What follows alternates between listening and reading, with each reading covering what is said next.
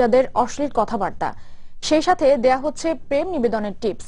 জগা খিচুড়ি ভাষার রমরমা ডিজিটাল আসরে সুকৌশলে ঠেলে দেয়া হচ্ছে তরুণ তরুণীদের। স্কুল কলেজ পড়ুয়া শিক্ষার্থীদের মেধা বিকাশ নিয়ে শঙ্কিত অভিভাবক ও বিশেষজ্ঞদের উৎকণ্ঠার খানিকটা তুলে ধরছেন শিবলি চৌধুরী কায়েস। দুটো পর্যন্ত হ্যালো ফ্রেন্ডস, এবং চাইলে আপনি আমাকে লিখতে পারেন মোবাইলে মেসেজ অপশনে যান, টাইপ করেন। এই হচ্ছে রাতের এফএম রেডিওর শ্রোতা এবং নির্ঘুম রাত কাটানোর জমজমাট আসর। মধ্যরাতে রেডিও জকি বা আরজেরা এভাবেই তাদের কথার ফুলঝুরি দিয়ে মাতিয়ে রাখছেন শ্রোতাদের। গান প্লে করছো যা ঠান্ডা লাগছে, একদম নাচতে থাকো, সব ঠান্ডা দূর হয়ে যাবে।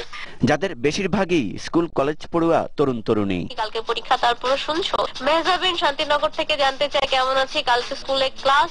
মজা থাকে বলে এখানে প্রায় শোনা হয়, ফ্রেন্ডদের সাথে অনেক আড্ডা হয়।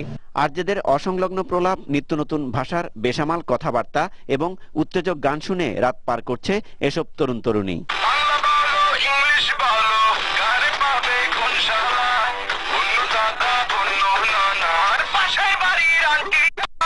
মধ্যরাতে টিনেজারদের নোংরা এসএমএস বার্তা আর প্রেমালাপ ও জটিলতা সমাধানে মুশকিল আসানকারী কবিরাজ বনে যান রেডিও জকিরা।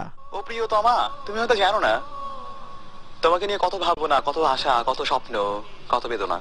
মাই আরজে, স্পেসিয়াল নাম, স্পেসিয়াল লোকেশন, সাথে ফোন নাম্বার। আপনি পাঠান 8960 নম্বরে। সালমান ফোন করবো আপনাকে। এই ধরনের অনুষ্ঠান সামাজিক দায়বদ্ধতায় কতটা ইতিবাচক ভূমিকা রাখছে তা নিয়ে প্রশ্ন বিশেষজ্ঞদের। যদি একটা বাচ্চার রাত্রে ঠিক মতো না ঘুমায়, তার এরকম নয়েজ টমাতে হয়, এক্সপোজার থাকে, তাহলে তাকে মেজাজ তো অবশ্যই খিটমিটে হয়ে যাবে। ইন্টিসোশাল অ্যাক্টিভিটিসে জড়ে পড়ার একটা সমূহ সম্ভাবনা থাকে। অভিভাবকদের চোখের আড়ালে পড়ার টেবিল, বিছানা, এমনকি রাস্তাতেও মোবাইল ফোনে কথা বলে, আবার কখনো এসএমএস এর মাধ্যমে এফএম রেডিওর বাজে পেচাল আর গালগল্পে ব্যস্ত থাকে টিনেজাররা। সকালবেলা হয়তো আমাদের ক্লাস থাকে, তবুও মজার জন্য এফএম রেডিওটা শোনা আমাদের। বেশিরভাগ স্টুডেন্টই তো এই জিনিসগুলো শোনে, তো রাতে বিভিন্ন প্রোগ্রাম হয়, সো আবার আমাদের ফেভারিট আরজেরাও আসে, তো আমরা দেখা যায় যে ওগুলা শুনতেছি।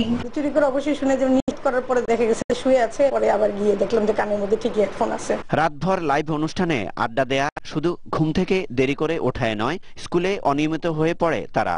সন্তানদের এই অবস্থা নিয়ে উৎকণ্ঠিত বাবা মায়েরা। এই ধরনের লাইভ অনুষ্ঠানগুলো তো অবশ্যই বন্ধ করা উচিত।